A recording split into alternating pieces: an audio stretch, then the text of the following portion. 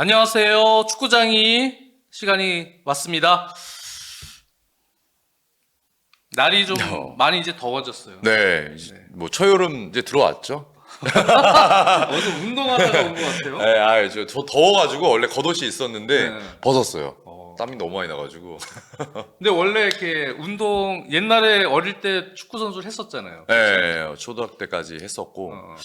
전 지금은- 취미로 축구를 요즘에 엄청 많이 해요. 많이 해. 네, 저 어제도 했고 거의 한 이틀에 한 번, 3일에 한 번씩 하고 있습니다.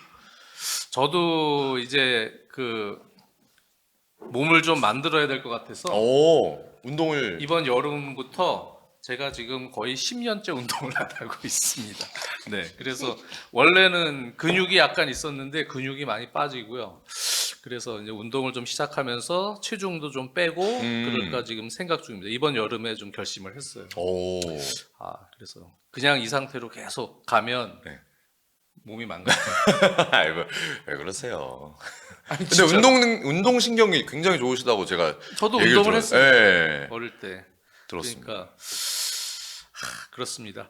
오늘도 한국의 퍼거스님, 황호성님, 나오스 마나님, 또 최윤수님 반갑습니다. 이경수님, 김나박이진님, 파이팅님, 네 반갑습니다. 오, 뉴스 브리핑 나오셨다고 하시다. 그 유로파리그 결승전 그날. 그래서 저는 지난 우리 지난주에 네네네네. SBS 뉴스 브리핑 오랜만에 이제 보도 채널에 출연을 한번 했었는데 최윤수님이 보셨네요. 네, 장지현 의원님 뉴스 브리핑 나온 거 잘 봤습니다. 이제 리그가 끝났습니다. 네, 축하드립니다. 축하드립니다. 결국엔 목표를 달성하신 거 아닙니까? 시즌 초에 생각했던. 시즌 초 생각했던 희망 순위 겸 예상 순위. 이제 4위. 원래 딱 4위 하셨죠. 예측했는데 딱 맞아 오. 떨어졌어요. 네, 그래서 기분 좋게 저는 만들었고 정우원 위원 덕입니다. 정우원 위원이 38라운드 앞두고 뭘 했죠? 그러니까 저희가 이제 회사에서 프리뷰 쇼를 했는데, 네, 거기서 제가 이제 첼시가 떨어지는 걸 예측을 했죠. 예, 그러니까. 뉴캐슬, 시티 그리고 빌라가 올라갈 것 같다. 첼시가 챔피언스리그 근데 이번에 떨어질 것 같다고 예측을 했는데 이제 저희 그 원투펀치에 오신 분들은 아시거든요. 제가 예측하는 거 반대가 된다는 거예요. 그래서 제가 딱 그걸 이제 했는데 그 예측을 하고 나서 바로 위원님을 뵀잖아요. 거기 같은 공간에 같은 공간에 있었으니까. 있었어요. 그래가지고 위원님이 저를 이렇게 탁 째려보시더라고요. 그래서 위원님 아닙니다. 제가 반대로 찍은 겁니다. 예, 정펠레입니다. 이렇게 했더니 결국에 진출을 했습니다. 근데 사실 약간 겁이 나긴 했어요. 정우원 의원이 그 얘기를 해서 저번에 맥과이어의 네네. 맥과이어의 극적인 연장 헤딩골, 예. 헤딩골에 의해서 맨유가 이긴다고 그걸 네네. 맞췄잖아요. 네네. 큰일 났네 이런 생각하다가 네. 또 정우원 의원이 녹화 끝나자마자 프리뷰쇼 끝나자마자 제가 한 얘기는 영내발입니다. 그래서 마음을 조금 또 안도의 한숨을 쉬고 네. 마지막 라운드를 중계를 했는데 그래도 첼시는 다행히 올라갔는데 네. 아스톤 빌라가 좀 그러니까요. 억울하게 됐어요. 약간 여러 가지가 좀 맞물려 있죠. 오심 얘기도 오심도 좀 있었고. 예. 그래서 성명서도 발표를 했잖아요. 그러니까요. 근데 그런 건 어떻게 뭐 다시 되돌릴 수 있는 게 아니라서. 그러니까 보상을 어떤 식으로 해줘야 될지가 참 그런 것 같습니다.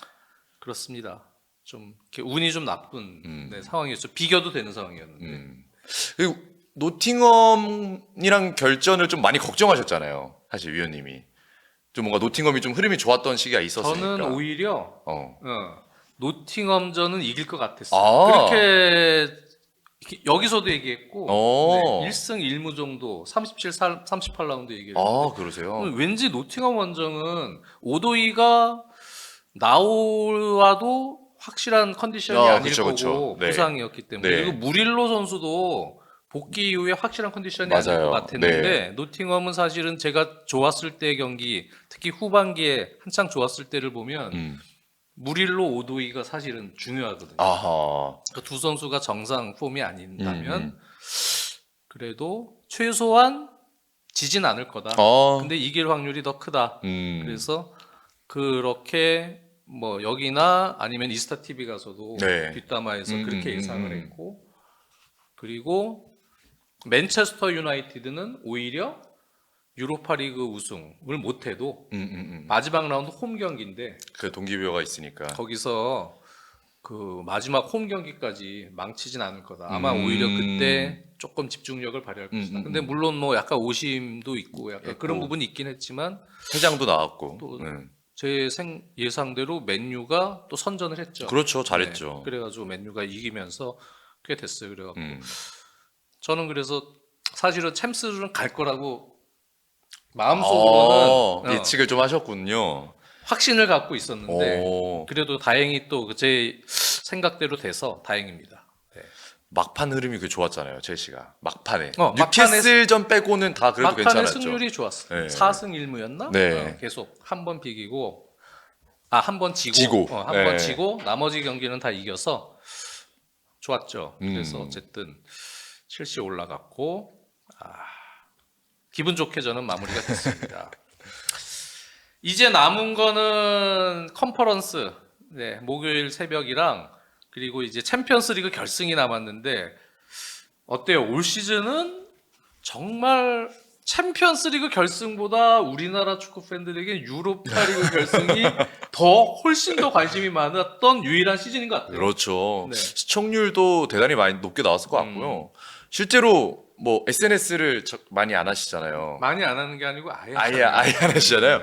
저는 이제 아무래도 나이가 좀 어리고 하니까 SNS를 이렇게 하고 하면은 그 전후로 지금 후에도 특히 그 다 토트넘 얘기로 그러니까 그야말로 도배가 돼 있어요. 네, SNS 지금 많은 분들이 아마 하실 텐데 손흥민 선수 얘기랑 토트넘 얘기밖에 없었어요. 네, 뭐 지금이야 시간이 좀 지나서 좀 약간 수그러들었는데 그 정도로 제가 이걸 보면서 느꼈는데 와 이렇게 축구에 관심 많은 적이 있었나 이 한 경기에 그랬던 생각이 좀 들 정도였습니다. 그러니까 평상시에 그 해외 축구 많이 안 보시던 분들도 많이 봤더라고요. 그러니까요. 예. 이번에 그래서 그게 확실히 이제 손흥민 선수의 어떤 첫 트로피라는 의미 그 부분에 대해서 관심 있게 그 새벽인데도 아마 지켜본 것 같아요. 네. 그래서 우리나라 분들이 이제 약간 그건 어쩔 수 없는 것 같아요. 뭐 국뽕, 아유 근데 뭐 당연하죠. 예. 주모, 국뽕 한 사발. 이 국뽕이 사실은 그거 싫어하시는 분들도 요즘에 꽤 많더라고요. 네. 근데 그 대한민국 사람들은 좀 어쩔 수 없는 것 같아요. 네. 또 어쨌든 그런 걸 좋아하니까 그렇죠. 그런 거. 옛날 어린 시절부터 이렇게 하면은 제일 그 예를 들어서 뭐 국뽕이란 표현이 사실 이제 방송에서는 막 쓰니까 써도 되겠죠. 근데 국뽕에 찼던 순간 국뽕에 제일 찼던 어떤 순간이 뭐예요? 저는요. 저는 몇 개가 좀 있는데 제가 지금 기억나는 건 일단 저는 쇼트트랙. 동계. 네. 그 동계올림픽이죠. 동계올림픽 때 쇼트트랙 때 4년 전인가 밴쿠버 때도 기억에 많이 남고 그다음에 한국에서 평창 했을 때도 기억에 많이 남고 그런 거는 좀 가슴이 울리고 저는 또 특이하게 하나 또 생각나는 게 축구가 좀 아니긴 한데 저는 그 박태환 선수 2004년에 아테나에서 올림픽 땄을 때 그때 저 진짜 우와 400m 금메달 딸 때 그때도 완전 전율이 올랐어요. 와 약간 이상한 기분인데 어릴 때였거든요. 그래서 그런 베이징 올림픽 때 그죠 베이징 올림픽 2008년 베이징 올림픽 때였나? 예. 2008년 베이징 올림픽 때 그때죠. 네 그때 금메달 딸 때 맞죠 여러분들? 네 그때 와 수영의 불모지. 그러니까 그렇죠. 선진국 스포츠라고만 생각했던 미국, 뭐 호주, 맞아요. 이런 나라들, 또 일본, 뭐 아시아에서는 중국까지. 예, 그 중국에서는 뭐 워낙 인구가 많으니까 특출난 또 몇 그렇죠. 명의 선수, 뭐 이렇게 뭐 진짜 선진국 스포츠로만 생각했던 그런 수영 종목에서 네.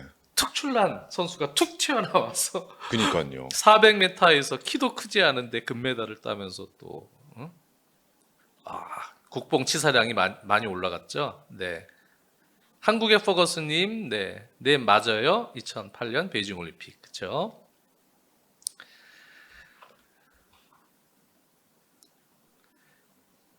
원워 어디 팬이에요가 무슨 말이에요? THK님은? 네. BUK님 저 사람 축구 기자 맞는 게 무슨 말이지? 누구한테 한 얘기예요? 저를 축구 기자로 알고 계신 건가요? 이거 정우원 해설위원입니다. 네. 네. 정우원 해설위원 아주 어릴 때는 축구를 했었고 지금은 또 해설을 하고 있어요. 그래서 목소리도 좋고 분석력도 좋고 아주 훌륭한 감사합니다. 위원입니다. 네. 아, 박세리 골프. 어, 그 저는 직접 못 봤어요.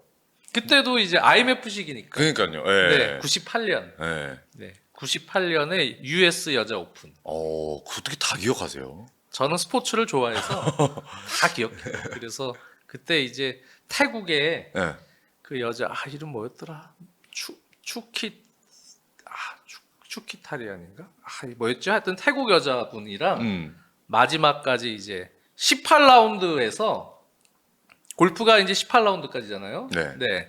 18라운드였는데 이제 그 두 번째 샷이었나? 그게 이제 연못에 빠지질 않았어. 그 빠지면 오비라고 하나요? 그게 맞나요? 빠지면은 이제 해저드에 빠지니까 벌타 먹고 이제 벌타 올려야 먹고, 되는 그쵸. 거죠. 빠지질 않았어요. 네. 빠지지 않고 그 연못 바로 언저리에 탁 건너서 보인 거죠. 근데 그거를 갖다가 그 턱이 있었기 때문에 그거를 그냥 치기가 힘들거든. 그래서 양말을 벗고 신발을 벗고 들어간 아니 거예요? 원래 그거를 그냥 벌타 먹고 올려놓고 치라고 보통 하지. 그런 상황에서 캐디가 그러는데 근데 박세리가 치겠다. 그냥 치겠다. 오. 근데 그거 사실 올리기가 쉽지가 않아요. 턱에 그렇죠. 걸리거든 거의. 아마 골프 쳐보신 분들은 알 거예요. 그래서 그런 경우는 그냥 올려놓고 쳐야 되는데 그걸 갖다가 양말을 벗고 연못에 들어가서 쳐야 되니까 그래서 그걸 올렸지. 그걸 올려가지고 파는 못하고 하여튼 보기했나? 하여튼 했는데 그쪽 태국 그 여자 그 선수도 같이 보기로 해서 연장을 간 거예요. 그게 신의 한 수가 됐네요. 끌고 가갖고 연장해서 우승. 롱퍼트를 하나 딱 성공시켜 거기서 이겼어요. 그래가지고 그때 이제 골프에서 IMF 때 사실 우리 국민들이 많이 시리에 차 있었는데 박세리 선수가 정말 큰 힘을 줬고 또 박찬호 선수가 그 그렇죠. 무렵에 또 큰 힘을 줬고 그래서 두 박씨가 우리 IMF를 우리 국민들이 극복하는데 아주 큰 힘을 줬습니다. 네. 김연아 선수도 대단했죠. 네. 김연아 끝내줬죠. 네. 김연아 올림픽 그렇죠. 그죠? 네. 네? 2010년이었나? 였죠? 네. 그렇. 동계 올림픽? 네. 2010년이었죠? 네. 2010년 소치 때 소치 아니고 안 됐고. 그 소치 다음에 전이었지 않나요? 소치 전? 2010년? 2010년 2010년 밴쿠버. 네, 밴쿠버 때 맞습니다. 2010년 밴쿠버 동계 올림픽. 네. 김연아 선수. 네. 진짜 그 멘탈이 대단해. 피겨도 수영처럼 똑같잖아요. 그렇죠. 네. 자기만의 싸움인데. 피겨도 수영처럼 우리가 피겨에서 금메달을 따. 그렇죠. 이게 상상을 못했던 사실은 종목이에요. 2010년 밴쿠버. 그렇죠? 그 전에 이제 세계 선수권 우승을 하고 이제 올림픽을 따느냐 맞아요. 김연아가. 근데 라이벌이 아사다마오가 있잖아요. 네. 근데 쇼트에서 아사다마오가 먼저 한 거야. 네. 되게 잘했어. 점수가 높게 나온 거지. 근데 김연아가 멘탈이 저 정도야 뭐 이러고 들어가서 쇼트에서 또 점수를 같이 높이 올린 거죠. 그리고 봤어요. 나서 후리로 가갖고 그냥 박살냈죠. 찢었죠. 딱 하니까 멘탈이. 그리고 나서는 금메달을 딴 거예요. 세계 신기록 세우면서. 근데 아사다마오는 또 울고. 그러니까 멘탈 차이인 거야. 축구도 그렇고. 대단해. 네. 그 김연아 선수 인터뷰 보셨어요? 예전에 유명한 거? 인터뷰가 아니라 그 되게 유명한 짤인데 아마 아실 거예요. 그 어떤 김연아 선수 다큐를 촬영하다가 그 감독님이 김연아 선수가 훈련할 때 옆에 물어봤어요. 스트레칭 하고 있길래. 근데 김연아 선수는 이런 운동하면 무슨 생각하면서 해요? 그랬더니 김연아 선수가 무슨 생각을 해요? 그냥 하는 거지. 멘탈이 그냥 뭐 재고 이런 게 없더라고요. 원래 네. 그래야 잘해요. 축구 선수도 네. 특히 큰 경기 나갈 때 그런 스타일들이 잘해요. 그렇죠. 뭐 아무 생각 없는. 아무 생각 없고 그냥 뭐 하는 거죠. 뭐 이런 거 있잖아요. 긴장 안 하고 맞아요, 맞아요. 그런 선수들이 잘합니다. 네, 스포츠는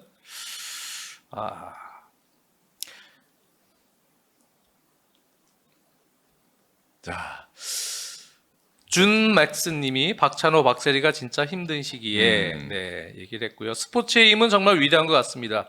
박승곤님이 그렇죠. 그래서 이번에 그 손흥민 선수도 정말 우리 국민들에게 그렇죠. 또 하나의 또 하나의 그러한 또 국뽕을 어? 애국가에 나올 법한 장면을 또 만들어줬죠. 그러니까요. 네. 김연경 선수 배구의 김연경 선수 정말 어, 대단했고 그렇죠. 정말 우리 참 뭐 대단했던 것 같아요. 다. 축구 선수 멘탈은 이승우 선수가 정말 짱이죠. 호호. 네. 박승곤님이 또 네, 말씀해 주셨는데 이승우 선수가 사실은 또 이렇게 손흥민 선수의 성장을 또 만들어 주셨잖아요. 병영 티켓. 그렇습니다. 야, 어쨌든 그 얘긴 뭐 갑자기 나와가지고 또 그렇고 챔피언스리그 결승전 이제 남았는데 글쎄요, 여러분들 어디가 이길지 사실은 예측하기 힘든 매치가 형성이 됐어요. 그렇죠. 예. 또 두 팀 간의 어떤 결도 좀 다르고요. 추구하는 바도 좀 다르고. 그렇죠. 선수단 구성의 어떤 성향도 달라요. 예. 그래서 과연 이제 이 다른 성향이 부딪혔을 때 과연 이제 누가 이길 것인가. 이게 가장 또 중요한 포인트이고 그렇기 때문에 더 사람들이 집중하는 것 같아요. 비슷한 팀이었으면 오히려 상대적으로 조금 더 나은 팀이 이건 얘네가 월등히 유리하다라고 할 수 있지만 지금은 사실 팬들 이야기 들어보면 거의 저희가 흔한 말로 엄대엄성 네, 거의 50대 50으로 많이 보시는 것 같더라고요. 근데 그 도박사들은 조금 더 파리 쪽에, 쪽으로 예. 조금 주고 있죠. 네. 근데 이게 예측이 진짜 쉽지 않은 매치입니다. 음. 양마리님이 존머 대 돈나룸마. 그렇죠. 와, 진짜 얀 존머 선수가 준결승 야. 바르셀로나전에서 정말 엄청난 선방을 했잖아요. 그렇죠. 네. 또 돈나룸마도 마찬가지예요. 아유 돈나룸 뭐그 외대구로 막은 거. 그러니까 와. 그 두 키퍼 간의 대결도 정말 재밌겠네요. 네. 우리 정우원 의원이 인터밀란 특히 세리아 중계를 많이 해요. 네. 네. 그래서 오늘 또 제가 특별히 정우원 의원 꼭 봐야 된다. 네. 인터밀란 좀 어떻습니까? 아까 좀 결이 다르다 그랬는데 네. 그 정확하게 어떤 결이 좀 다른 거죠? 일단은 인테르는 뭐 일단 시스템 자체는 3백입니다. 예, 뭐 간략하게 정리를 드리면 3백에서 좌우 윙백들의 높은 위치 전진이 이루어지고 기본적으로 3-5-2 형태를 구축을 하고요. 가장 중요한 이제 인차이 감독의 전술적 특징은 센터백이든 미드필더든 어느 위치에서든 다 뛸 수 있어야 되는 선수들로 준비가 거의 돼야 돼요. 쉽게 말하면 센터백들, 좌우 스토퍼들도 높은 위치 올라간다면 거기서의 공격 가담 퀄리티도 좋아야 되고 반대로 그 선수가 올라가면 미드필더 선수들이 그 센터백 자리를 보조할 수 있는 수비력도 돼야 되고 그러니까 전체적으로 약간 육각형의 위주의 선수들이 많이 분포가 되어 있고 이 선수들이 예상치 못한 동선으로 센터백도 올라가 그리고 풀백들도 안으로 좁혀 혹은 바깥쪽으로 나가 이런 동선들이 계속 만들어지다 보니까 여기서 다양한 공격이 나오는 게 이제 인차이 감독의 공격 특징이거든요. 그렇게 봤을 때 이번 시즌 뭐 그런 게 이제 제대로 터졌던 게 지난 시즌에 이제 리그에서 성적이 아주 좋았었고 트래블도 그러한 결로 갔었던 트래블이 아니라 이제 그 챔피언스리그 결승도 그러한 결로 갔었던 거고 근데 이제 이번 시즌을 조금 보면 아무래도 제가 말씀드린 것들의 주요 요점에 가장 중요한 건 기반이 돼야 되는 건 에너지 레벨이에요. 예, 그래서 에너지 레벨이 좋을 때는 이게 효과가 굉장히 좋은데 오히려 에너지 레벨이 조금 떨어지는 시점이라든지 아니면 주존조가 아니라 교체 자원이 이걸 들어갔을 때 갭 차이가 좀 적어야 되는데 이거에 대한 갭 차이가 좀 벌어져 있을 때는 오히려 약점으로 좀 나오더라고요. 예, 그래서 기동력이 떨어지는 70분 이후부터는 이번 시즌 위기 때는 그런 부분이 계속 나왔었다. 이렇게 좀 한 시즌은 볼 수 있을 것 같습니다. 그러니까 지금 뭐 백완공 피카츄님도 얘기를 하지만 좌우 스토퍼가 바스토니, 비셰크. 뭐 혹은 파바르. 최근은 그리고 비셰이죠. 파바르가 이제 복귀를 해서 혹시 결승에 나올 수도 있겠습니다만 네. 그러면 이제 두 선수가 스토퍼를 보고 네. 아체르비가 중앙 센터백이라면 맞습니다. 좌우 스토퍼들이 마치 뭐 셰필드 유나이티드 크리스 와일더처럼 스토퍼들도 스토퍼 공격 전진. 가담을 하고. 네. 그리고 중앙에 이제 그 아저씨 3인방이 그렇죠. 차라놀루, 미키타리안, 물론 바렐라. 바렐라는 그렇게 많은 나이는 아니지만, 아니지만. 네. 세 선수가 유기적으로 네. 또 그 커버도 해주고, 네. 네. 그리고 좌우에 뭐 오른쪽에 둠프리스나, 네. 그죠? 그렇죠. 네. 왼쪽에 디마르코. 네, 디마르코나 이런 윙백들도 공격을 해야 돼. 또 하여튼 빌드업도 조금 더 선수들이 그러한 어떤 커버를 유연하게 만들어주면서 네. 빌드업 체계도 상당히 다양하면서도 상황에 맞게 유연하게 풀기를 원하고 맞습니다. 그런 거죠. 네. 네. 그리고 스토퍼들의 또 공격 가담. 네. 그런데 이제 그러한 체계가 이제 아무래도 공수 전환에 있어서 체력적으로 문제가 일어나면 일어날 때. 수비로 전환될 때 아무래도 윙백들의 수비 가담 네. 속도가 더뎌지고 네. 그러다 보면 사이드의 공간도 많이 생기고 그렇죠. 또 미드필더와 수비 라인 높게 형성이 됐다가 또 측면 공간이나 뒷 공간에 대한 문제도 생기고 네. 거기서 수비적인 문제도 발생이 된다 이런 얘기잖아요. 맞습니다. 네. 그렇다면 전체적으로는 체력적인 부분이 중요할 텐데 네. 인터밀란의 그 이번에 리그 경기 상황들을 보니까 글쎄요. 지난 그 37라운드였죠. 네. 라치오전. 네. 그 경기 이제 이겼어야 나폴리랑 마지막까지 우승 경쟁을 하면서 네. 저 우승할 수 있는 자력으로 우승할 수 있는 그렇죠. 상황을 만들 수 있었는데 라치오전에서 아깝게 2대1로 비겼어요. 네. 네. 그때 그 비시작 핸드볼이 있었는데 네. 그러면서 어떻게 보면 세리에 우승을 약간 자력으로 힘들어진 상황으로 나폴리에게 넘긴 상황이 됐고 마지막 라운드에 그러다 보니까 부분적 로테이션을 좀 많이 줬어요. 네.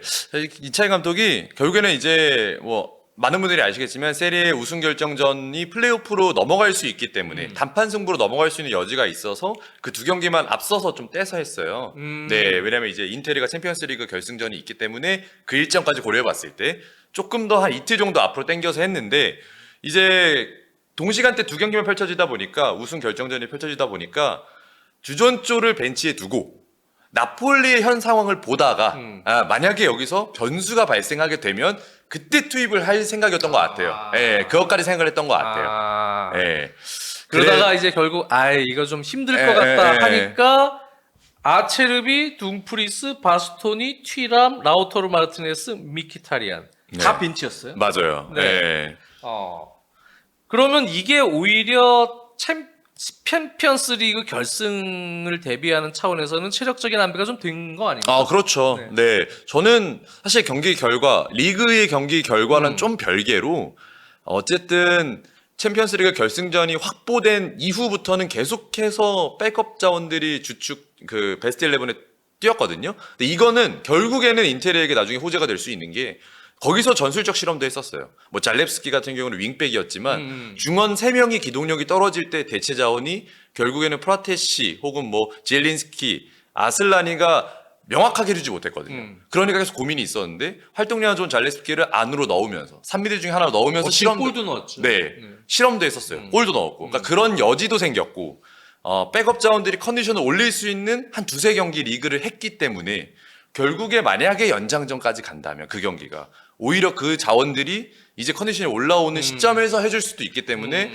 여러 가지 좀 그래도 리그 우승을 못한 건 아쉽지만 준비는 잘 되어가고 있다. 좀 이렇게 생각이 듭니다. 지난번 준결승 또 프라테시가 연장전 나와서 그렇죠. 그대로 예. 득점을 한 것처럼 네, 한 것처럼. 그때도 프라테시가 사실은 득점도 한 방이 있으니까 한 방이 있어서. 그 기대를 하고 투입한 거 아닙니까? 맞아요. 네. 그리고 이제 그게 제가 왜 이런 생각을 했냐면 조금 마지막으로 말씀드리면 그 경기에 중원 교체를 생각보다 일찍 했거든요. 2차전에. 제가 알기로 차라놀루를 빼고 미키타리안을 뺀다 그랬을 거예요. 그러니까 중원 2명을 할 70분 때 바꿨는데 사실 바르셀로나 상대로 중원을 70분 때 바꾼다는 게 저는 생각보다 좀 이르지 않나 생각했거든요. 근데 오히려 중원 자원 배터리를 완전히 바꿔주는 그러니까 그야말로 속된 말로 배터리를 바꿔주는 형식으로 가다 보니까 결국엔 결과까지 냈어요. 프라테시가. 그런 걸 되돌아보면 인차기는 90분 그 이상까지 좀 생각을 하면서 전체적으로 뎁스를 채우고 있다. 경기력도 올리고 체력도 올리고 이러고 있다라고 생각이 듭니다. 그렇게 본다면은 글쎄요 파리 상제르맹이 특히 8강 같은 경우 아스톤 빌라와의 2차전 때 2차전 아스톤 빌라 홈이었는데 아스톤 빌라의 강한 압박이 상당히 고전하면서 맞아요. 정말 파리가 뭐 빌라에 계속 밀리는 경기가 있었잖아요. 2차전 물론 이제 합계 스코어로 올라가긴 했지만. 거의 뭐 진짜 시간이 더 줬으면 뒤집어질 뻔한 그니까요. 이런 느낌까지 갔는데 그런 정도의 압박 기동력 네. 인터밀란이 바르셀로나와의 특히 준결승 2차전 때 첫 골 넣을 때도 사실 그렇잖아요. 순간적으로 딱. 네. 디마르코까지 중앙으로 같이 에워싸면서 네. 거기서 끊어내고 그리고 나서 결국은 거기서 어시스트 들어가서 라우타로의 골이 나왔잖아요. 맞습니다. 그런 압박 기동력이나 이런 부분 파리전 때도 보여줄 수 있는 현재 상태입니까? 네. 파리전에서도 저는 경기 초반 흐름은 그렇게 갈 것 같아요. 경기 네, 초반은 경기 초반은 바르셀로나와 했던 것과 유사하게 예, 선수들의 개개인 압박을 붙이면서 전방에서부터 누르자라는 형태로 일단은 에너지가 있을 땐 갈 것 같습니다. 그래서 그렇게 가고 만약에 거기서 변수가 터져서 득점을 하게 되면 오히려 후반 사실 60, 70분부터는 이 한 경기 잡아내는 거 인차이 감독이 제가 볼 때는 잘할 수 있거든요. 그러면은 아예 바르셀로나 때처럼 눌러 내려 앉으면서 2대1 맨투맨 흡이차 두에 덴벨레에게 다 붙여주어서 개인 기량을 봉쇄하는 방식으로 가능성이 높죠. 예, 인텔의 입장에서 보면. 선제골 넣으면 또 완전히 잠글 거고. 완전 6, 70분 넘어가는 시점부터는 잠글 가능성이 커요. 예. 그리고 어떻게 보면 파리가 또 1차전 아스날과의 1차전 때 사실 1대0으로 이긴 했지만 내용적으로는 세트피스 아스날의 세트피스에 상당히 고전했거든요. 고전했죠. 그리고 파리가 어떻게 보면 세트피스의 수비가 그렇게 좋은 팀이 좋은 아닙니다. 팀이 아니에요. 예. 네, 그런 부분에서 좀 피지컬적으로 리강에 있는 팀하고 할 때도 문제가 좀 있는데 그것보다 좀 피지컬적으로 좋은, 누르는 네. 팀들 이런 팀들이나 세트피스 전략이 좋은 팀들을 상대할 때 약점이 분명히 내용적으로 드러났단 말이죠. 맞아요. 근데 인터밀란도 약간 누르면서 힘으로 누를 수 있는. 크로스에서 또 찬스를 잡거나 세트피스에서 찬스를 잡는 이런 네. 힘이 있잖아요. 네. 그런 부분에 있어서도 파리가 조금 약점을 드러낼 가능성이 있다고 충분히 보여지죠. 인테르는 세리에 내 세트피스 득점 1위입니다. 음. 예, 아스날이 한때 잘했던 것만큼 전제 잘한다고 보시면 되고요. 그리고 일단은 킥의 퀄리티가 굉장히 좋아요. 차라놀루의 오른발 그리고 그렇죠. 디마르코 왼발에서 나오기 때문에 일단 그 퀄리티에서 그리고 아체르비 둠프리스, 뭐 튀람 뭐 다 아시다시피 센터백이 기본으로 3명이 배치가 되잖아요. 그러면은 확실히 공주볼에서도 우위가 가져가는 부분이 있죠. 예. 실제로 중요한 득점을 이번 시즌에 세트피스에서 많이 넣었어요, 인테르가. 그 파바르 선수가 미넨 상대로 득점한 것도 그쵸, 세트피스였고 리그에서도 중요한 경기 세트피스 많이 넣었습니다. 맞아요. 지금 황호성 님도 인테르가 세트피스가 좋죠. 얘기를 했습니다. 물론 아스날도 세트피스가 좋았지만 인테르도 세트피스가 좋고 그런데 지금 도박사들이 아무래도 파리에게 조금 점수를 더 주는 이유는 아마 경기 점유율이나 주도권은 파리가 가져가지 않을까 네. 그렇게 보는 것 같고 네네. 네. 워낙 이제 뭐 미드필더들 3인방이 유기적으로 움직이면서 활동량을 많이 가져갑니다. 그래서 뭐 비티냐나 주앙 네베스 또 파비앙 루이스 이런 3인방들이 지금 조직력이 좋고 그리고 공격진이 최근 리그에서 폼이 좀 많이 올라오고 있어요. 그러니까요. 바르콜라도 이번에 오, 골을 넣으면서 또 득점 능력, 역습에서의 뒷공간 파괴 능력 이런 것들이 지금 폼이 올라가고 있고 두에도 좋고 네. 오히려 덴벨레가 약간 지금 폼이 떨어지는데 흡이차는 몸 상태가 어떤지는 지금 확실히 단정 지을 수는 없지만 뭐 결승에 나올 수 있을 것 같고 네. 그런 부분 고려하면 아마 그런 부분 때문에 결국은 인터밀란의 약점이라면 결국 수비 전환할 때 또 배우 측면 공간 이쪽 아닙니까? 그렇죠. 네, 전환될 때 그럴 때 파리가 조금 더 효율적인 빠른 전환에서 기술적인 역량을 발휘해서 득점을 더 할 거다. 한 골 정도 더 넣을 것이다. 아마 그것이 제가 느끼기에는 도박사들이 판단하는 어떤 부분인 것 같은데. 네. 그럼 어떻게 보세요? 저는 조금 도박사들의 예측에 조금 더 부가해서 설명을 한다. 쉽게 말하면 이제 파리 쪽에 조금 유리한 거. 인텔 입장에서 조금 고민해봐야 될 거는 인텔가 바르셀로나를 이긴 건 대단한 거죠.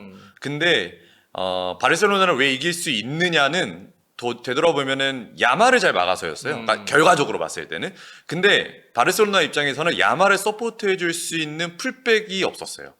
쉽게 말하면 뭐 마르틴과 어쨌든 뭐 백업 자원들이 나왔지만 기존 주축 자원들이 풀백 쿤데와 그다음 발데가 안 나왔죠. 또 레반도프스키가 없는 경우가 레반도프스키가 있었고, 바크산이 2000 없었고. 때. 근데 이제 제가 보는 큰 차이는 풀백의 차이입니다. 파리는 풀백이 핵심이거든요. 하키미 그리고 누누 멘데스. 기존의 개인이 좋은 드리블을 칠 수 있는 선수들은 2대1로 막을 수가 있어요. 실제로 디마르코가 1대1에서 수비가 굉장히 약한 편이거든요. 그래서 미키타리안이 내려와서 수비를 하는 거고 거기에 바스토니까지 같이 뒤에 지켜보면서 수비를 하는데 기존의 바르셀로나에서는 야말을 한 명에서 두세 명이 막았다면 이제는 뒤쪽에 흐비차를 상대하는 뒤쪽에는 뭐 누누 멘데스가 있다든지 아니면 오른쪽 인포워드 뒤에는 하키미가 있기 때문에 인텔 입장에서 내려앉은 수비를 하는 게 생각보다 훨씬 어려울 거예요. 그렇겠네요. 네. 윙백 혼자 감당해야 될 짐이 좀 짐이 크고, 커지기 때문에 기본적으로 인차이 감독은 드리블 잘 치는 선수에게 1대2를 붙이거든요. 그러면 이제 두 명이 들어오면 결국 한 명이 더 붙는다는 거고 그렇게 되면 확실히 내려앉은 상황에서는 인테리가 아무래도 쉽지 않을 거다. 바르셀로나보다 훨씬 더. 예. 그렇게 생각이 들고요. 하나 더는 인테리의 약점은 센터백과 센터백 사이 공간이 생각보다 가끔 잘 납니다. 예, 제가 이제 이전에 리뷰할 때도 말씀을 드렸지만 바르셀로나가 공략했던 포인트는 그 6개 골 중에 대부분이 센터백의 그 등 뒤로 넘어가는 크로스에서 나왔거든요. 그럼 맨유랑 비슷하네. 그렇죠. 예, 예. 네. 근데 이제 이게 인테리어 센터백들이 키가 크니까 뭐 박스 안으로 들어오는 공중볼을 잘 할 수 있는 거 아니냐라고 이야기할 수 있지만 오히려 거기서 리스크가 많이 발생하고 파바르가 바르셀로나 때도 거기서 득점이 많이 나왔잖아요. 거기서 올모 헤딩이 올모 헤딩, 마르틴 헤딩 뭐 여러 가지 스토퍼와 그 윙백 사이고 사이 공간. 그래서 네. 파포스트로 얼리 크로스를 던져주면 그렇죠. 거기서 약점이 나왔죠. 그게 왜 그러냐면 구조 자체가 센터백이 순간적으로 안으로 좁히면서 윙백하고 센터백 사이가 벌어지는 거거든요. 스토퍼하고. 그 위치를 바르셀로나가 잘 공략을 했는데 파리도 무조건 이제 그거를 체크를 할 거란 말이죠. 그렇게 되면은 그거는 오히려 파리 입장에서 공략 포인트로 가져갈 수 있는 약점이다. 생각이 듭니다. 네. 어쨌든 그러니까 지금 얘기를 들어보면 확실히 이게 도대체 예측이 안 되는 거야. 이렇게 되면 도대체 어떤 양상으로 갈까? 그렇죠. 그래도 웬만한 결승전들이 대략 예측이 됐는데 사실 이 경기 정말 저도 개인적으로 예측이 안 돼요. 과연 오히려 파리가 조금 생각했던 것보다 인터밀란의 어떤 강한 피지컬에 네. 좀 눌릴 가능성도 여지가 저는 분명히 있다고 있어요. 네. 보이고 그렇지 않고 또 파리가 요즘에 리그왕에서도 그렇지만 또 에너제틱하게 오히려 네. 인터밀란을 완전히 압도하면서 거기서 좋은 또 부분 전술과 배후 공간 침투에 의한 또 좋은 결정력을 보일 수도 있고 그렇죠. 이게 참 어떻게 예측하기 힘든 겁니다. 그래서 이 경기가 그래서 사실은 더 또 재밌을 거일 것 같아요. 네. 또 양 팀의 키퍼들 네. 놀라운 또 집중력이 있을 것 같고. 근데 인터밀란은 약간 그런 건 있는 것 같아요. 뭔가 이게 경험이 많은 선수들이 있잖아요. 그렇죠. 아저씨들. 네. 이런 아저씨들이 예를 들어서 아체르비 같은 경우도 극적으로 그 바르셀로나전에 역전을 당했다가 종료 직전에 동점 만들 올라가서 본인이 이제 득점을 만들어냈는데 그때도 이 신자기 감독한테 지시를 받은 게 아니었다. 네. 그렇잖아요. 네. 자기가 직접 그냥 올라가는 판단을 했다 하더라고요. 그거 얘기 본인이 하지 않았나요? 네, 맞아요. 제가 맞아요.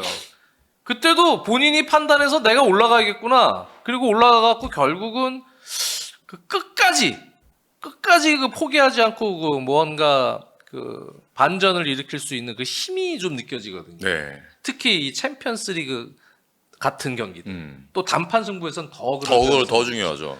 그렇기 때문에 인터밀란이 이렇게 쉽게 무너지진 않을 것 같은 느낌? 그런 게 좀 강하게 드는데 그거 어떻게 보세요? 인테르가 제가 좀 보면은 파리 생제르맹은 에너지가 키워드라면 인테르는 경험이 키워드잖아요. 말씀해 주신 것처럼. 경험은 90분을 지배할 수 있는데 제가 봤을 때는 에너지는 90분을 지배하는 게 굉장히 어려워요. 왜냐면 에너지는 점점 소모가 되고 떨어지고 그리고 그걸 채운다고 하더라도 기존의 기량을 유지하면서 채우는 게 아니기 때문에 전 에너지는 계속 이제 시간이 가면서 떨어진다고 생각이 들고 경험은 순간순간 빛이 날 수가 있거든요. 파리 생제르맹한테 중요한 건 에너지가 폭발할 때 정말 밀어붙여서 골 차이를 한 골에서 두 골 차는 만들어 놔야 본인들이 떨어지는 에너지를 조금 더 경험적인 부분에 있어서 누를 수 있는 이제 후반 막판 흐름으로 갈 거고 여기서 이제 파리한테 조금 더 기대해 볼 수 있는 건 생각보다 제가 스쿼드를 보니까 이탈리아 경험을 한 선수들이 많아요. 얘들 흐비차 그리고 파비안 루이스 그렇죠. 그리고 돈나룸마 그러게. 그리고 마르키누스도 로마에서 한 시즌 뛰었었고 다른 팀이긴 하네. 네, 뭐다 다른 팀인데. 나폴리부터다. 네. 생각보다 이탈리아를 경험한 팀들이 선수들이 많더라고요. 그래서 물론 막는 입장에서 흐비차 나 막아봤지라고 생각할 수 있지만 반대로 입장에서 야 우리도 이탈리아 인테를 경험해봤어. 그렇죠. 우리 하키미는 심지어 인테를 뛰었었고. 그러니까 그러게요. 오히려 파리 생제르맹 입장에서도 야 우리 한 번씩 경험해본 팀이야라고 생각할 수 있거든요. 그러게. 네. 그런 부분이 있네요. 네. 그래서 오히려 경험 큰 무대에 대한 경험은 이쪽이 많을 수 있죠. 근데 상대적인 경험은 파리도 어느 정도 가지고 있다. 선수들 개개인에 있어서는. 그렇게 생각해 볼 수 있을 것 같습니다. 네. 참 쉽지 않네요. 정말 재밌을 네. 것 같습니다. 여러분들 의견들을 한번 봅시다.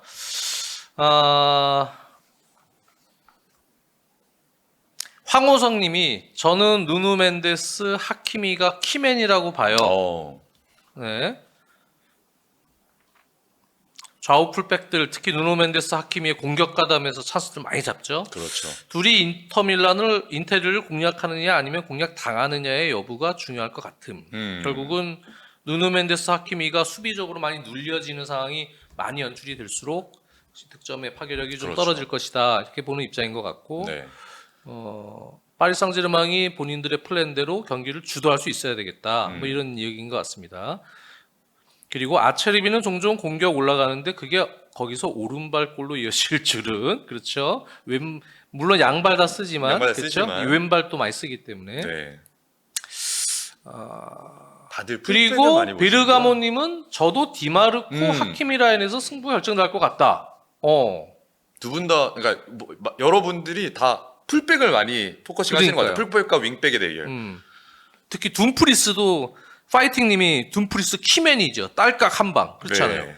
요즘 득점에 특히 큰 경기에서 둠프리스 득점을 한 방을 할 수 있는 지금 그런 폼이기 때문에 네. 역시 좌우에 있는 풀백 윙백들의 활약 여부 저도 그게 중요하다고 생각이 듭니다. 이 부분을 또 많이 보고 계시고요.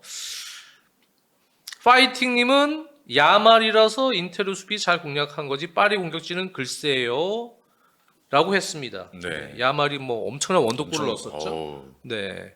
수비진 사이에서 이렇게 휘집고 들어가 거기서 왼발로 딸깍. 그러니까요. 네. 야말이니까 그게 가능했다. 진짜, 근데 네. 과연 이제 파리가 사실은 다른 시즌들에 비해서 슈퍼스타가 없잖아요. 그렇죠. 네, 슈퍼스타 좀 다 빠지고 오히려 이제 조직적으로 승부를 하고 음. 이 선수들이 이제 특히 두에나 이런 선수들 챔피언스리그 결승전 때도 긴장하지 않고 그렇죠. 그게 제일 중요한. 좋았던 폼을 유지할 수 있냐 아마 그런 부분도 또 있을 것 같죠. 백왕공 피카츄님은 루초도 유백 꽂고 트래블 하지 않았나? 네. 맞아요. 그 경험이 그렇죠. 있죠. 바르셀로나 네, 감독의 시절에 경험이 네. 챔피언스리그 우승 경험이 있습니다. 루초는. 네. 맞아요. 그렇습니다. 파리에서 경험이 있고 심자기는 사실은 그동안 좀 피포 인자기에 가려서 그렇죠. 선수 시절에. 약간의 저평가를 받았던 부분을 이제 감독으로서 털어낼 수 있는 기회거든요. 네. 그런 부분에 있어서의 동기부여도 있을 것 같습니다. 한국의 포커스님은 파리의 인내 대 인테르의 인내. 후반 30분 때쯤 뭔가 일이 터질 것 같아요. 인테르의 한 골이 이길 것 같아요. 그러니까 결국은 그냥 시속 게임으로 쭉 갈 것이다. 네. 양 팀 다 단판 승부기 때문에 수비에 더 집중을 하는 밸런스에서 운영을 할 것이다. 네. 아마 이러한 뉘앙스인 것도 같습니다. 네. 그렇죠? 어떻게 보세요 그 부분은? 뭐 골키퍼 수비 결국에는 이제 그걸 다 뚫어냈을 때 얀존모가 막아내고 돈나루마가 막아내면 의미가 없어지는 거라서 두 골키퍼 굉장히 중요하죠. 골키퍼 중요하죠. 사실 두 골키퍼가 어느 정도 한 50%의 지분을 차지하지 않았을까요? 지금까지 오는 데 있어서. 맞아요. 네. 저는 진짜. 사실 얀존모가 조명을 많이 받았지만 저 돈나루마 그 외대그루 슈팅 막는 거 보고 그건 깜짝 놀랐어요. 진짜 거의 불가능한 네. 세이브를 했어요. 네. 파이팅님은 역시 선제골 싸움인 것 같다. 뭐 선제골은 음. 정말 이 단판 승부에서 중요한 요소고요. 네. 그리고 파리도 선제골 넣으면 라인 내리고 역습 축구 나올 것 같아서요. 루초가 경기에서 약간의 컨셉을 바꾸는 경우들이 있거든요. 그렇죠. 네, 아마 그렇게 형성을 할 것이다. 음. 네, 이렇게 또 얘기를 하셨고요. 오메가님은 파리 수비가 둠프리스를 막을 수 있을까요? 라고 둠프리스에게 강한 기대감을 좀 걸고 있습니다. 백건우님은 덴벨레 있잖아요. 크크. 네. 덴벨레가 또 이런 얘기 때 해줘야죠. 후반기 때 좋았을 때 폼. 그렇죠. 이 결승에서 나와야 되는데 지금 다른 공격진들의 최근 리그 폼에 비해서 덴벨레가 지금 결정적인 상황에서 이렇게 폼이 잘 올라온 상황은 아니에요. 한때 막 좋았을 때보다는. 근데 우스망 덴벨레가 사실 이런 경기 해줘야 됩니다. 최전방에 이제 톱으로 나올 가능성이 높은데 네. 일단은 그렇고요. 백왕공 피카츄님은 돈나룸마 리버풀 승부차기도 그렇죠. 승부차기도 기억나네요. 잘했고 그때 이제 들어가서 키커들의 그거를 다 숙제하고 또 그러니까요. 나와가지고 선방을 또 멋지게 했었죠. 맞아요. 네. 인터밀란은 황호선님 알리안츠 아레나의 조모를 기대해 봐야죠. 네. 그것도 기억이 나죠. 글라트바흐 시절 때 미넨 원정만 가면 미쳤던 선수라. 그래서 미넨이 영입한 선수. 그러니까. 또 그런 부분이 있죠. 네. 역시. 그것도 여러분들이 확실히 저희보다 잘하시는 것 같아요. 한 골 싸움으로 이어질 가능성이 높겠지만 3자팬 입장에선 내심 난타전 꿀잼 경기 나오길 기대 중입니다. 근데 저는 개인적으로 약간 그럴 가능성이 있을 것 난타전. 같아요. 왜냐하면 루초는 스타일상 최근의 흐름을 보면 그냥 전공법으로 나올 가능성이 높다고 보여져요. 마냥 내려앉거나 이러진 않을 네. 것 같아요. 그 상황에서 약간 그 4강전 때 인터밀란이 바르셀로나랑 했던 집중력을 보면 그때도 난타전이었잖아요. 두 경기 다 네. 원더골들이 많이 나왔지만 그렇죠. 뭐 약간의 그러한 골들이 생각보다는 좀 많이 나오는 경기가 될 가능성도 있다. 저는 2대1 될 것 같아요. 어디? 연장 가서 네. 근데 이거 지금 말씀드리지 않겠죠? 아니요. 좀 말씀드리면 아니 저번에 맥과이어 그거 어떻게 맥과이어 헤딩 결승골을 맞춰? 와, 그것도 놀랐는데 2대1 어디요? 어딘지는 말씀 안 드릴게요. 내 생각에는 인터밀란이 이길 것 같다 그런 것 같은데. 아니에요. 아니에요? 아니. 파리? 어딘지는 말씀 안 드릴게요. 아니야. 아니 파리가 근데 뭔가- 아니에요라면 이거는 근데 뭔가 느낌이 그러니까 엄청 오가는 상황이 많을 것 같거든요. 경기는 진짜 재밌을 것 같아요. 공수학에서 오가는 상황이 많이 나올 것 같은데 저는 이제 변수가 골키퍼라서 골키퍼가 생각보다 많이 막아낼 것 같아요. 두 팀 골키퍼가. 그래서 골이 많이 나오진 않을 것 같고, 그래서 정펠레 자체 입단속 중입니다. 근데 이제 연장은 갈 것 같습니다. 우열을 가리기는 좀 어려울 것 같고, 연장 가면은 이제 변수가 좀 발생하지 않을까. 이런 생각이 좀 들고, 연장할 것 같다. 네. 보통 결승전에 저도 이제 뭐 유님 중계를 많이 듣고 잘하고 그랬는데, 결승전에 사실 변수가 많이 나오잖아요. 정말 많이 예상치 나오죠. 못한 게. 카드 변수 나올 때도 있고, 뭐 핸드볼, 뭐 실수 이런 게 많은데, 저는 이 경기는 생각보다 그런 이상한 변수는 안 나오지 않을까라는 생각이 좀 들긴 해요. 그야말로 진짜 실력 대 실력이 부딪히지 않을까? 네. 토트넘과 맨유처럼 약간 이렇게 이런 흐름은 아닌 것 같고, 오히려 정말 재밌게 게임하지 않을까? 진짜.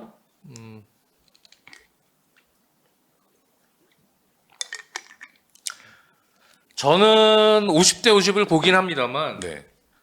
왠지 느낌이 올 시즌은 우승을 못 해본 팀이 우승을 할 확률이 높다. 맞습니다. 네. 전체적인 흐름이. 네. 그래서 파리가 특히 전 느낌이 그 바르콜라가 이번에 뭘 해줄 것 같은 느낌.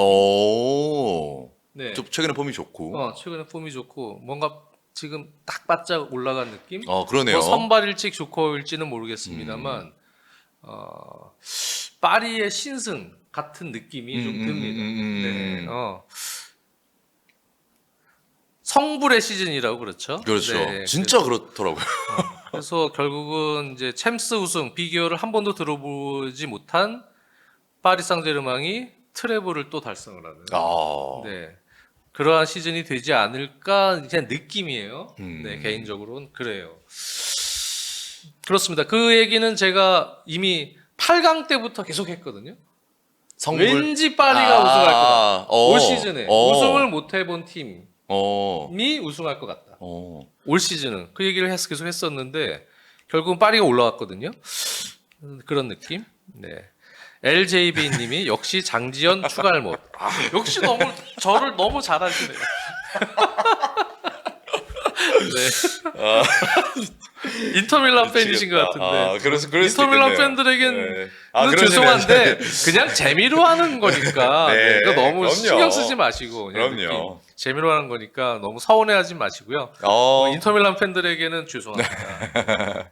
그냥 제 느낌이 그렇다는 얘기예요. 파이팅님도 네. 한국의 퍼거스님, 전 원투펀치 가족 영주형님의 천적 덴벨레가 기뻐하는 것보다 원투펀치 또 다른 가족 찬우형님이 기뻐하는 걸 소소하게 응원해 보겠습니다. 네. 찬우는 되게 자신감 있어 하던데 우승할 것 같다고. 네.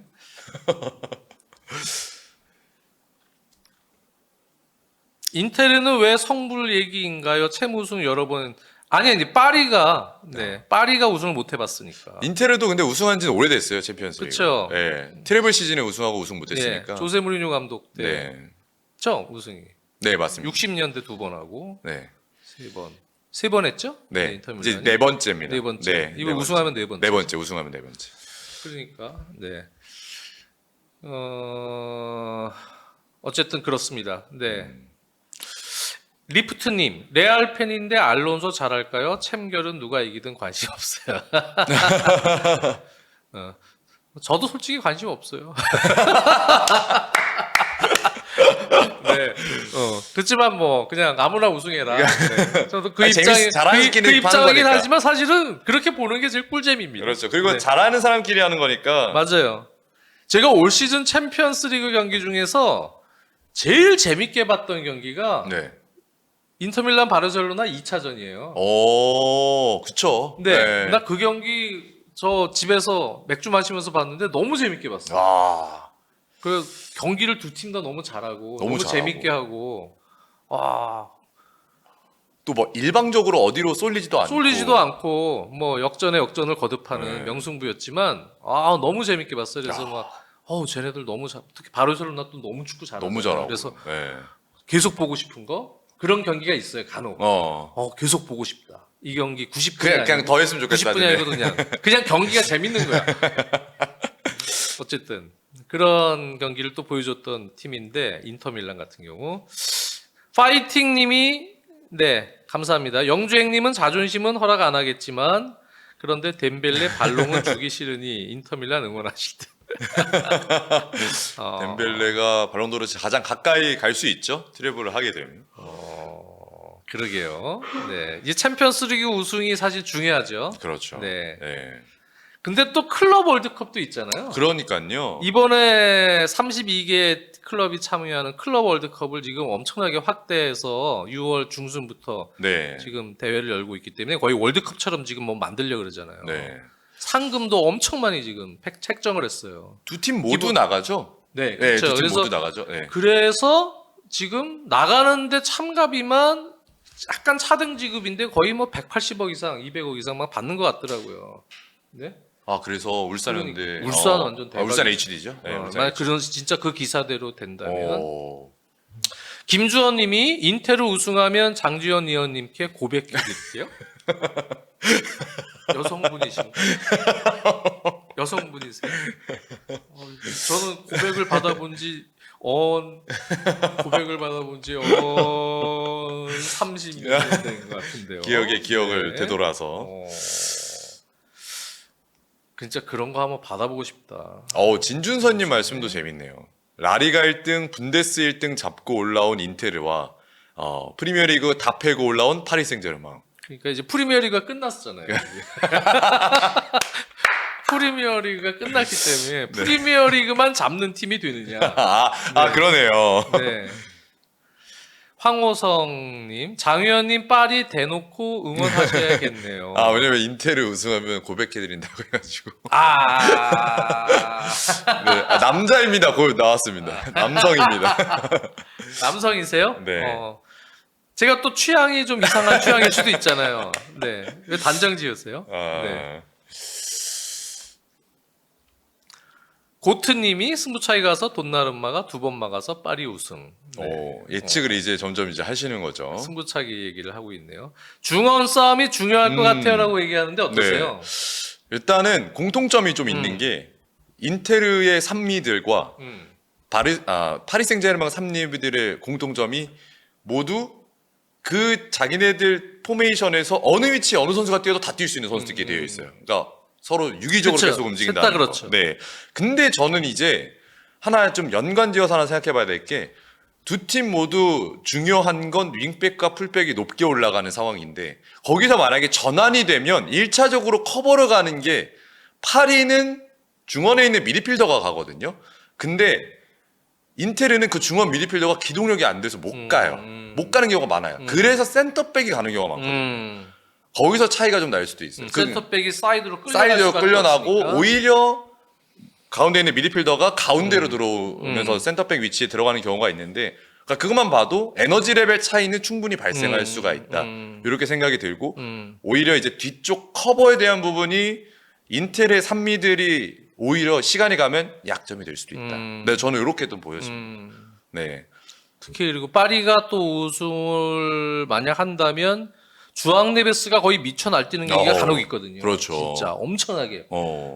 진짜 에너제틱한 진짜 에너자이저가 돼갖고 그렇죠. 주앙 네베스가 그렇게 또 플레이가 될 경우에 그러한 인터밀란의 약점이 더 두드러질 수 있죠. 더 도드라질 수 있죠. 네, 중원 싸움 중요합니다. 그러니까 힘으로 따지면 인테르가 중원에서도 어느 정도 허리를 잡을 수도 있겠지만 말씀해 주신 대로 에너지랑 기동력으로 승부를 보면은 파리가 오히려 훨씬 낫죠. 그런 부분에 있어서.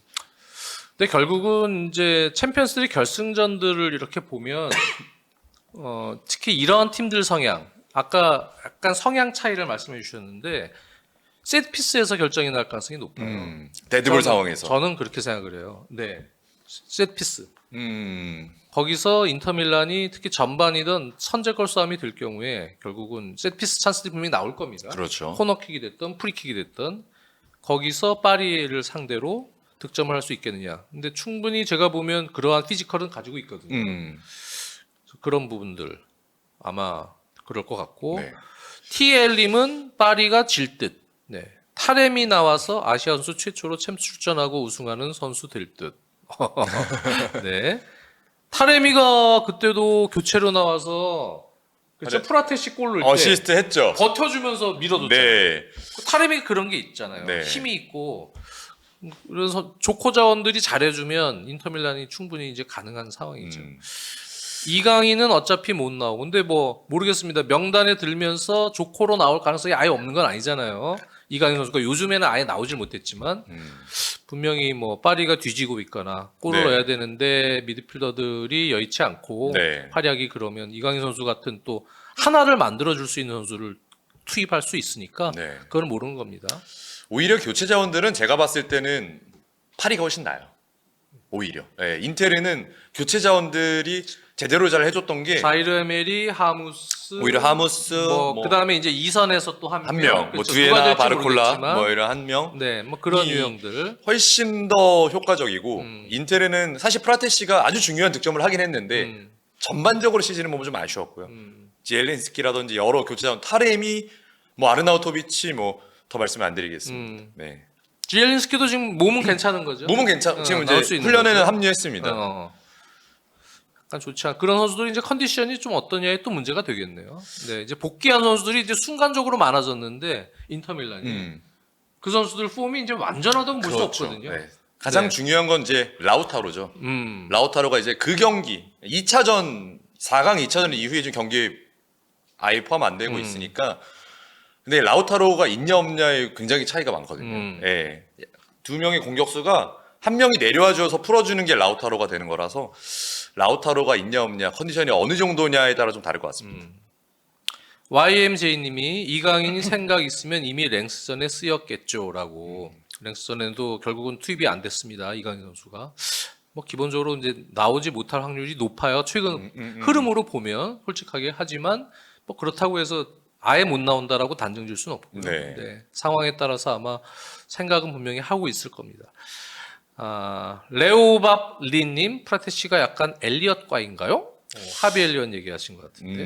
네. 엘리엇보다는 조금 더 공격적이고요. 엘리엇은 그래도 경기를 풀어나가는 경기 과정 속에 있는데 프라테시는 일단 1차적인 목표는 박스 안에서 머물거나 박스 안으로 쇄도하는 게 이 선수의 특징이고 장점이에요. 그리고 이 경기 셋피스 제가 이제 정원 위원 따라서 감히 세부 예측을 한다면 오. 네, 맥과이어 헤딩골처럼 네네. 인터밀란이 우승을 한다면 차라놀루나 바렐라의 세컨볼 중거리에서 오. 뭐가 하나 나올 것 같은 느낌. 네. 네. 그리고 셋피스라. 네. 네.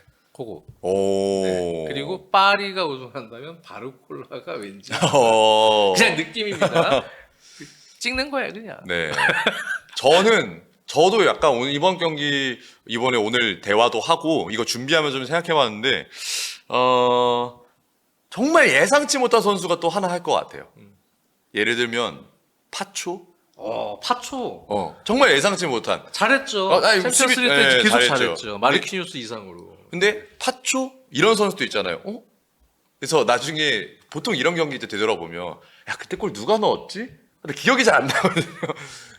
그런 역사가 있는 걸 생각해 보면 파초가 PSG는 하나 해줄 수도 있을 것 같고 또는 풀백들. 오늘 풀백 누네멘데스 하키미. 뭐 이런, 중요할 네. 때 한 방씩 해주니까. 네. 그럴 것 같습니다. 네. 인터밀란은 우승하지 못한다면 트래블을 노리던 팀에서 무관으로 끝나는 아쉬운 상황이네요. 그렇죠. 그렇게 되는 겁니다. 그렇죠. 57분이 지났습니다. 오늘도 그냥 사실은 40분쯤에 이제 끝내려다가 네. 댓글이 네. 워낙 많아가지고 댓글도 많고요. 네. 댓글 한번 한 15분 정도 읽어드리면서 또 여러분들의 의견, 생각을 또 들어보는 시간을 가져봤습니다. 네. 글쎄요. 뭐 챔피언스리그의 트로피는 신이 점지한다. 오. 네, 이런 말이 있습니다. 네, 결국은 이런 경기는 신이 점지합니다. 아무도 모릅니다. 아무도 모르죠. 네, 아무도 모릅니다. 아무 이거 이길 것 같은데? 그리고 누구 얘기 듣고 뭐 배팅하시는 분들 있을 거예요. 결승전은 네, 그럴 수도 있죠. 네 그런 도박 하시지 마십시오. 예를 들어서 유로파리그 결승 때, 아우 네 맨유가 이길 것 같다는 뭐 주변 예측이 좀 많았나 봐요. 좀 그렇죠. 상대적으로 그랬던 것 같아요. 네, 그래가지고 거기다가 아마 배팅하신 분들도 계실 것 같은데 망했잖아요. 그런 거 하지 마세요. 네. 이 특히 챔피언스리그 결승전은 진짜 아무도 모릅니다. 진짜 모릅니다 이번에. 그렇습니다. 네. 한국의 퍼거슨이 감사합니다. 감사합니다. 목요일 날은 첼시의 컨퍼런스 우승. 그러니까요. 네. 또 여러분들이 이제 유럽 대항전에 있는 트로피 하나씩 지금 이거까지 따면 다 모으잖아요. 네. 그것만 얘기하시는데 네. 그거 외에도 다른 트로피도 지구상의 축구에서 딸 수 있는 메이저 트로피가 다 있어요. 첼시는.